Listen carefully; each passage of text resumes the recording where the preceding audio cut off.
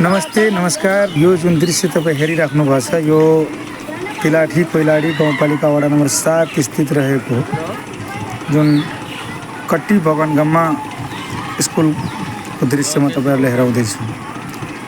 एका बिहान आज यहाँनिर गएर निरीक्षण गर्ने क्रममा आफूले खिचेको दृश्यहरू तपाईँहरूको समक्षमा राख्दैछु र विद्यार्थी नमस्ते। यो कति क्लास हो बाबु? 10 क्लास हो। तपाईहरूको स्कुलको कुरा मैले सुने, तपाईहरूको खाने पानीको व्यवस्था अहिलेसम्म हाल राम्रो नभएको हो कि सत्य हो? सत्य हो। जस्तो मैले सुने तपाईहरूलाई जो हाम्रो दिदीबहिनी हुन्छ उहाँहरूलाई समयमा प्याड लगायत जुन के हुन्छ रे त्यो औषधिहरू जस्तो मेडिकल किट्सहरू केही तपाईहरूले समयमा पाउनुहुन्न के? यो सत्य हो? औषधिहरू पाउनु भएको छैन। जस्तो सामान्य कुरा मैले के हेरेको छु यहाँ तपाईहरूको टोयलेटको वातावरण राम्रो नभएको के यसमा सत्य हो? शौचालयको अभाव छ यो सत्य हो? यो स्कुलको नाम भन्नु त के स्कुलको नाम के हो? श्री लक्ष्मी बलम नर्सिङ सेकेन्डरी स्कुल बनगामा कटी छ। हस् धन्यवाद।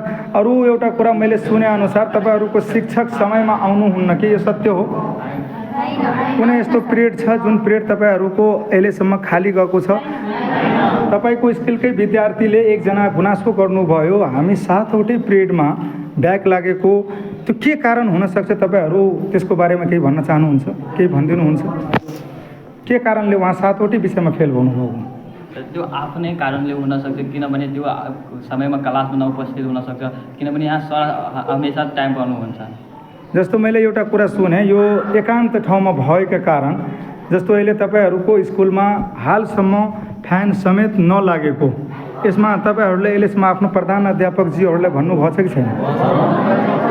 अनि उहाँहरूले के तपाईँहरूलाई के आश्वासन दिनुभयो? के आश्वासन दिनुभएको छ?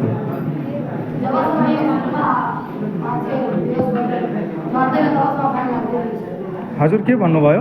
जबसम्म मतलब स्कुलमा केही हुँदैन कुनै घटना, जस्तै कि अस्ति नै एउटा केटी फेन्ट भएको थियो अनि त्यही भएर सरलाई धेरै भने नि त्यहाँ मिटिङ पनि राख्नु अनि त्यही भएर फ्यान ल्याउनु भएको छ अहिले, तर अहिलेसम्म लागेको छैन। त्यसपछि अहिलेसम्म केही वातावरण त्यस्तो मिलाउनु भयो? अस्ति म पनि भएको थिएँ 9 क्लासमा म पनि भएको थिएँ, तै पनि फ्यान लाउनु भएको थिएन। अब भन्दै हुनुहुन्छ कि लगाउँछ, खै लगाउनुहुन्छ कि लगाउनु? हस् धन्यवाद।